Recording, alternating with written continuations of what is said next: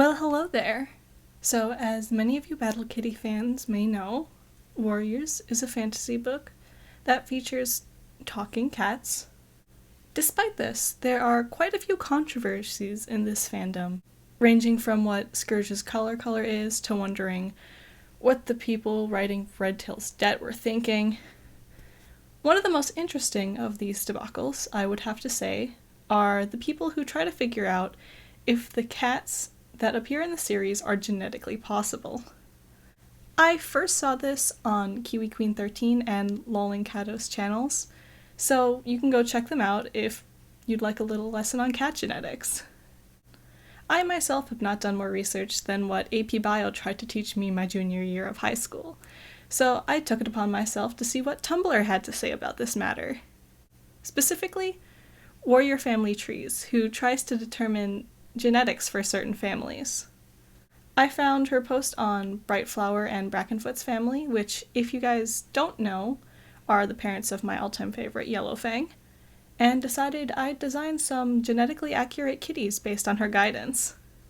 I started with Brightflower, mother of Yellowfang and the cat who she got her lovely Persian blood from. This is what Warrior Family Trees had to say about her. Brightflower. Initially described as long-haired golden she-cat, in order for Yellowfang to be gray, her mother must be a tortie. Alas, I did like her coat color, and the beauty of torties is that they can always be cryptic torties. So here we have a cream British long-hair Persian-y cat. However you want to interpret Yellowfang and her mom is up to you. So, as the absolute cat noob I am, I had absolutely no clue what a cryptic tortoiseshell was, but thankfully, Google informed me that this just meant the cat was tortoiseshell, but mainly one color. So I decided to give her some gray markings. I've always found it odd when people try and say there can't be other cat breeds in Warriors. In Yellowfang's Secret especially, the fact that cats can often intermingle with cats outside the clans is pretty fun, and leads to many friendships that we don't generally see in the main series. It wouldn't be a stretch to assume that Brightflower's mother, Silverflame, had been with a Persian kitty pet and brought those genes into the clan, which haven't been seen since that bloodline ended. Next, I drew Brackenfoot, Brightflower's mate.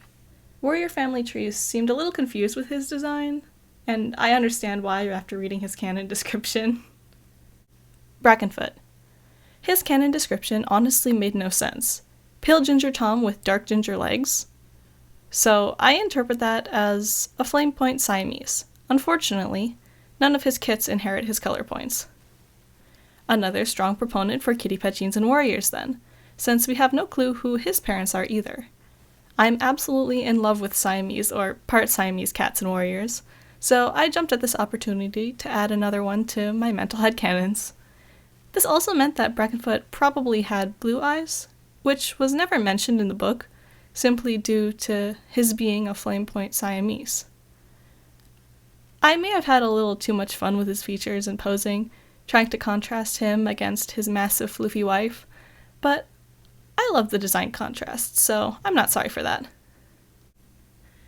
Afterward, I started on their kits, starting with Yellowfang. Warrior Family Trees described her as Yellowfang, dilute tortoiseshell. I cannot fathom why a gray kitten would be named after the color yellow. So perhaps she had some golden splashes on her pelt when she was born?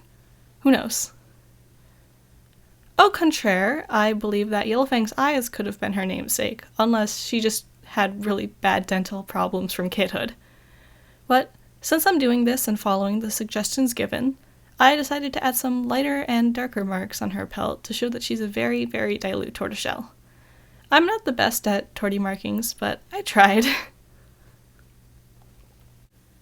The second kit listed is Yellowfang's sister, Rowanberry.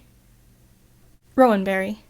Initially described as a brown and cream she-cat, I can think of interpreting that as a possible Torby, but honestly, I like to think she looks a bit like Yellowfang as well.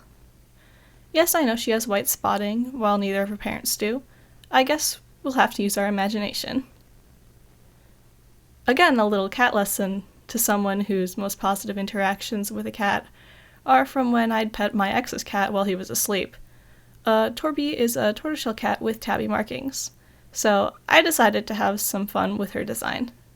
Specifically on how I went absolute ham with the stripes, which I probably wouldn't have if I hadn't made her tail cover her whole body. If that tail wasn't there, y'all know my lazy ass would give her the same mackerel tabby markings that I gave Brightflower. Last is Nutwhisker, Brightflower and Brackenfoot's son. Nutwhisker. Finally, the only guy in the family genetically sound, just a plain old black tabby. From the books, he's only described as a brown cat with amber eyes, but a dark brown tabby isn't far off from that. This is probably the easiest cat to draw, mainly because it's just a basic cat with a tabby pattern, and I've done that hundreds of times before. I tried to give him a broader muzzle than Brackenfoot, but otherwise have him look like him shape-wise. Other than that, he doesn't really look like he could have been birthed by his parents. So, there was some content. I hope you enjoyed my Tumblr finding. As always, most of the non-animated art I post on this channel is on my Redbubble, which you can find below if you'd like stickers or other things with these cats on them. And if you want to see more breakdown and rambles like this, let me know. Thanks for watching and supporting a 19-year-old college student trying her best. Bye guys!